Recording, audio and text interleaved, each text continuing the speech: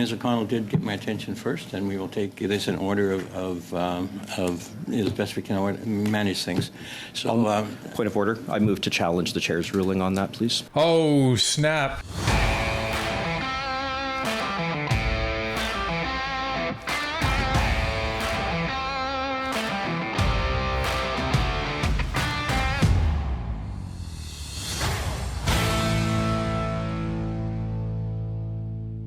The opposition parties called an emergency meeting for the Standing Committee for Public Safety and National Security as a result of the recent arrest of 2 individuals who were foiled in a potential terrorist plot in the city of Toronto. Let's take a look. So we are meeting today pursuant to Standing Order 106-4. The committee is meeting to consider a request to call the Minister of Public Safety and the Minister of Immigration, Refugees and Citizenship Canada alongside officials from relevant federal departments and agencies to testify to discuss security concerns. I will go now to Ms. O'Connell. Thank you, Chair. Mr. Caputo on a point of order. Yes. Thank you, Chair. I believe that it was 4 Conservative members and 1 member from the NDP, Mr. McGregor, who requested this meeting pursuant to Section 106 sub 4 of the standing orders, and I believe it would be convention to give the floor to the parties that requested it. Thank you. But Ms. O'Connell did get my attention first, and we will take this in order of as best we can manage things. So, point of order. I move to challenge the chair's ruling on that, please. Oh, snap. See, well, I just want to point out the Conservatives do it too. They will challenge the chair. Well, yeah, and I think this is interesting. They must have the support of the NDP if they're going to be able to challenge the chair. Well, they would need that and the bloc. Yeah. Now, it's interesting that Caputo did say that convention, now he didn't say standing orders, but he said convention, so standing practice, is that in this scenario, the party or parties that call for this meeting, because remember, this meeting wasn't scheduled. This is kind of like an emergency meeting as a result of what happened with those two men, father and son, being arrested. Because they were part of ISIS. Yeah, and the question is how the heck did you guys get in here? And they were planning a terror plot. So Caputo was saying, well, we're the ones who called the meetings, so convention is we should be speaking first. So now you can say, well, you know, they should, but if we want to play fair, then, you know, the rules are that O'Connell allegedly caught the chair's eye first, and so technically she should be speaking first if we want to play fair. But it's kind of like what's common versus what's the polite thing to do, I think. Yeah. It's common to give whoever catches the chair's eye first the floor, but it's like the polite thing to do is to give the floor to whoever called the subject up. But we're challenging the chair, so off we go. The question is, shall the decision of the chair to give the floor to Ms. O'Connell be sustained? If you vote yay, it's to support this decision of the chair. You vote nay, is against it. Madam Clerk, if you would take the roll, please. Mr. Biddle? Yes. Mr. Gahir? Yes. Mr. Erkin-Smith? Yes. Ms. O'Connell? Yes. Ms. Zaid? Yes. Mr. Caputo? No. Mr. Giovanni? No. Mr. Motz? No. Mr. Shipley? No. Madame Michaud? Madame Michaud n'est pas là. C'est plutôt moi, Monsieur Fortin, qui la remplace. Ms. Michaud is not there. I will be voting no. Donc, Monsieur Fortin n'a pas reçu une substitution. Mr. Fortin, we did not receive a request for substitution from your party, so I cannot register your vote.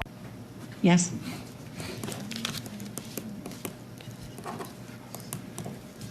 Yeas pour 6-6, nays contre 4-4.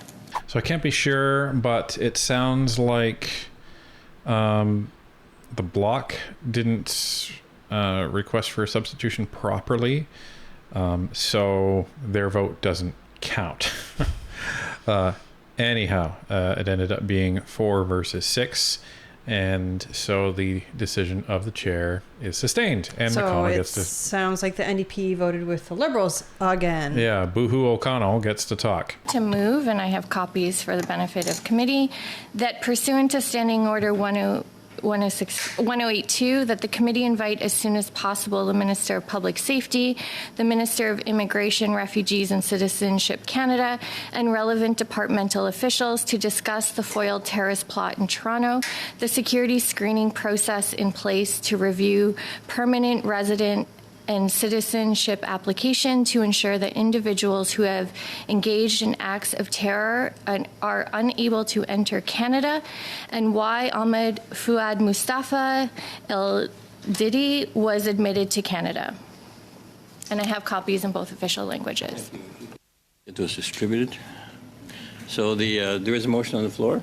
And any speakers to this motion? Now we see why the Conservatives tried to block McConnell from speaking first. Because what did she do? She put down a motion.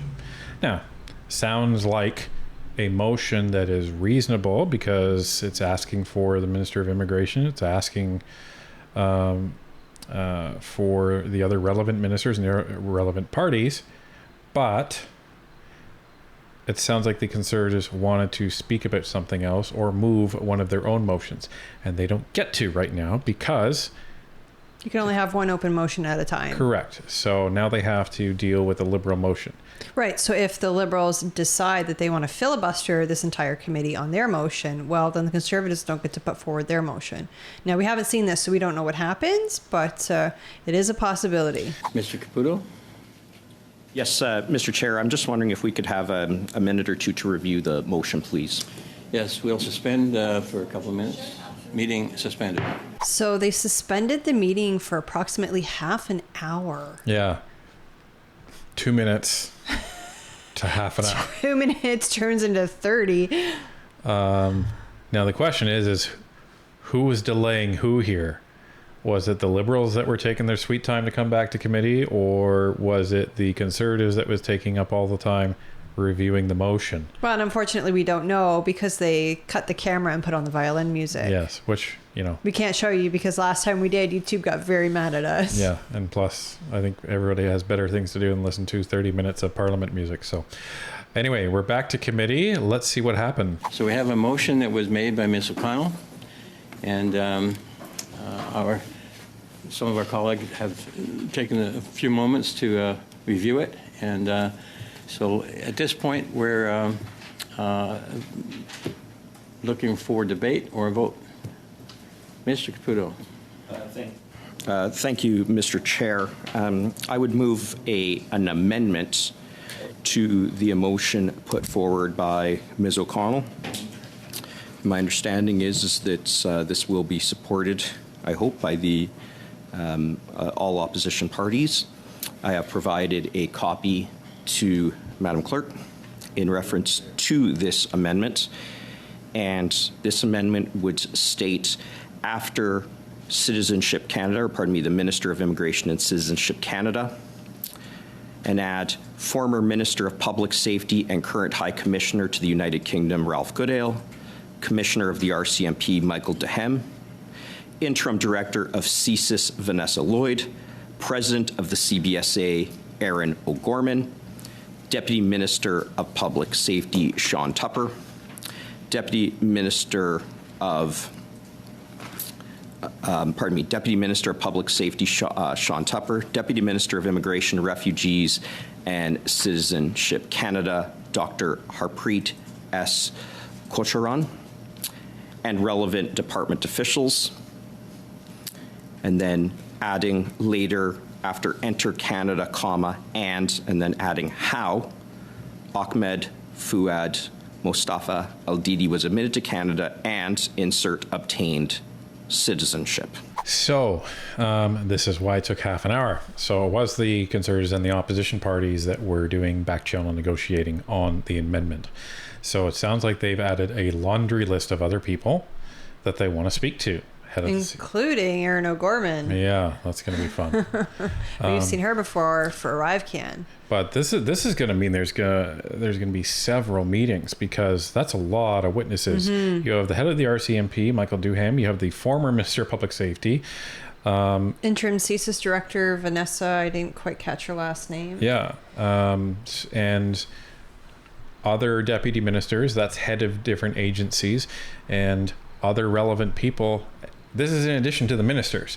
So this is good, because there's a lot of questions that need to be asked. There's a lot of answers that need to be found. And we need to figure out what's going on, and right quick, because if ISIS people are being granted citizenship, doesn't matter when, we need to know how, and we need to know how that background check was missed. Right, because it's our government's job to protect us from foreign terrorists. I mean, how did these people get into Canada in the first place? And then how did they become citizens? And the Liberals are probably going to be saying, how can we pin this on the Conservatives? Oh, of course. Mr. Davina? Giovanni. Sorry, yes. I apologize. No problem, Mr. Chair. So I think the primary thing worth highlighting in the amendment that we have put forward to Ms. O'Connell's motion is a sense of urgency and a comprehensive review of the systemic failures that occurred in this case. Of course, all Canadians are alarmed by what we've learned in news reports concerning the foiled terrorist plot organized by ISIS and allegedly involving LDD. But those of us in the Toronto region are particularly concerned, given that the terror plot was targeting the region where we live and where we work. Mr. LDD was arrested at a hotel in Richmond Hill on charges related to terrorism. He, according to court documents, was residing in Scarborough, or at least claiming to reside in Scarborough.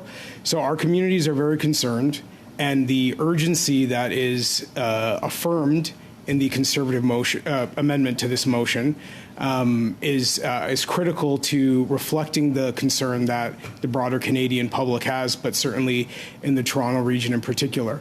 We are very grateful that law enforcement has done its work to address the case and to foil the attempted terrorist plot. But ultimately, there is a lot of questions remaining. Are there threats remaining out in the country right now, produced by the same systemic failures that allowed for LDD to not only enter the country, but also to obtain citizenship? Canadians deserve answers to these questions, and we believe that just as law enforcement is doing its work, that Parliament must do its work as well in pursuit of transparency, to prioritize public safety, give answers to the questions that Canadians have, and help Canadians feel assured that they are safe in this country. Well said, Giovanni. Mm-hmm. Very well said. This is going to be, I think, the second time we've covered Giovanni in committee. The first time was when he went after, I think, the CBC and Catherine Tate at one point. But he raises some good points, and strategically raises points around, people in Toronto, because those are the people that the Liberals want to win over. Right. Those are the swing voters right now. Right. Much of the GTA is starting to turn blue, or has been turning blue for a while. And, it's frightening to hear that somebody was orchestrating a terror plot within Toronto. So voters aren't going to be too happy about that.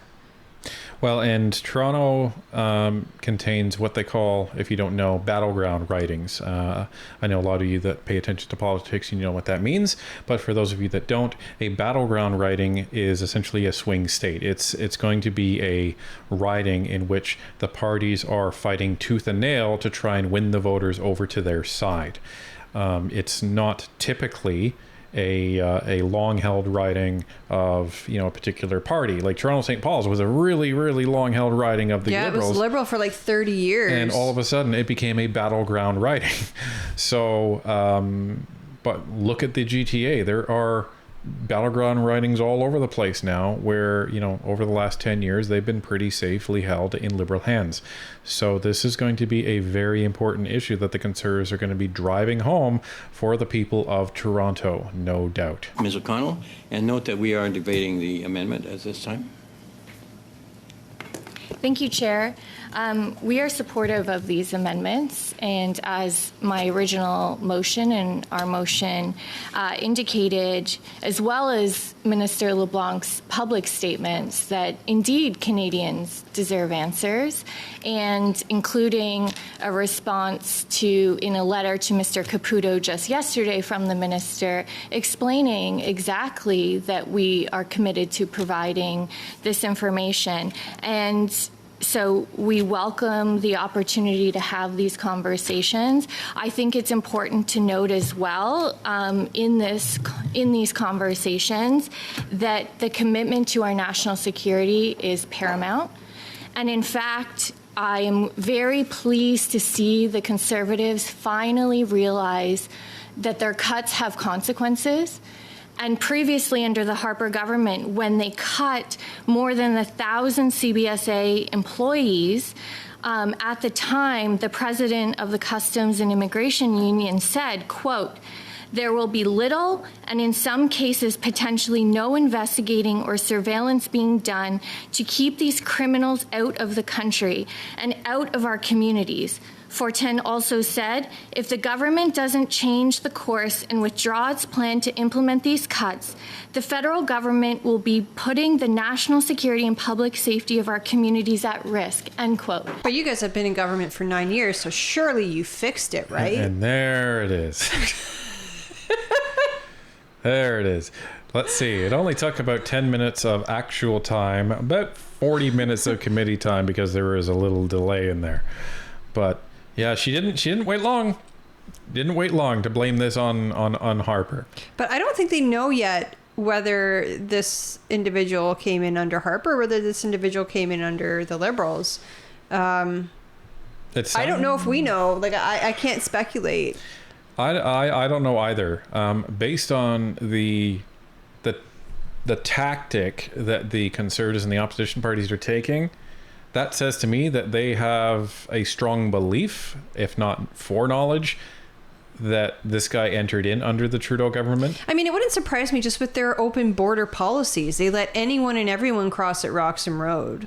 I mean, Canadians are on the hook for putting refugees up in hotels. Well, that's it. Like, how to enter Canada as a terrorist, claim your refugee status, done. Right? Done. I mean, we don't know. Okay, we don't know that's how this individual got into the country, but we're saying it's a possibility. This is precisely why we've been making reinvestments to staff up CBSA to deal with the previous Conservative cuts. And it's exactly why we continue to make investments through the budget, through the fall economic statement, which Conservatives voted against. So we look forward to having these meetings so Conservatives can truly appreciate that their cuts have consequences to our national security and the safety of our communities. So we are very supportive of these amendments and having that conversation. Thanks, Mr. Chair. Thank you. Mr. Caputo on the point of order. Yeah, I'm surprised that the Conservatives want to respond to that. It's funny because all the Liberals want to talk about is, the Conservatives, your cuts have consequences. Never mind the fact that, we had 75% lower violent crime. Let's not talk about that. And, let's not talk about the fact that, violence against women was 50% less. Let's not talk about that. But and we also don't want to talk about the impact that our overspending has had on increasing crime across the country, increasing inflation across the country, increasing the cost of living, increasing homelessness, decreasing the amount of money that Canadians have overall to the point where they're skipping meals. Let's not talk about that. Let's just talk about the fact that Conservatives make cuts and they're fiscally responsible. Well, and on the flip side, they always want to talk about how the Conservatives have made cuts or will make cuts. They're not talking about all of the extra money that the Liberals are spending that they should not be spending on things that don't need to have money spent on them. Yeah. Thank you, Mr. Chair. I realized that when I was reading in my amendment, this is on the amendment that was sent to Madam Clerk, but I did not, I neglected to read in one of the lines which spoke to the timing of the meetings. So if the amendment is distributed, just if people could pay attention to that and what is distributed in the proposed amendment shall carry. That's what's ultimately important. And that is with respect to 2 meetings the week of August 26th. Apologize, I'm just trying to find the last version. It would be have 6 meetings with 2 the week of August 26th and priority given to the minister's appearances, and then moving forward. Thank you. And so I had you on the list for speaking. Sorry, point of order, just procedurally on that. Yes, on the same point of order. Thank you. I do see that what was sent had timing, but what was read into the record was different and obviously prior to my comments. So I would just ask that would have to be a sub-amendment after we vote on these main amendments, or if you could confer. No. I'm pretty sure they're permitted to withdraw or correct an amendment as long as there's unanimous consent. Is that not correct? Well, the issue here isn't that the amendment that Caputo submitted didn't include this until now. It did. It was in writing. It was there. What Caputo was saying, I missed it and I didn't get to read it into the record. Oh, I see. So it's on paper in front of everybody. It's just not on the parliamentary record. And obviously O'Connell didn't read it because she didn't speak to it. She's like, oh, well, I didn't hear that. Somebody didn't do their homework. Come on. Yeah, you guys had half an hour. Come on. But, a Liberal having to actually do their job in Parliament, Can't have that. So we're not going to subject you to 2 more rounds of voting. Everyone essentially voted to carry the motion. So what that means... Including the amendment, correct? Yes. Yeah. So what that means is there's going to be a whole slew of people invited to committee. There's going to be 6 meetings on this, and that's going to start... Next week. So buckle up, everybody. We're going to be getting into a lot of information as to how the heck these 2 individuals made it into Canada, and even more importantly, how did this guy get citizenship being an ISIS terrorist agent?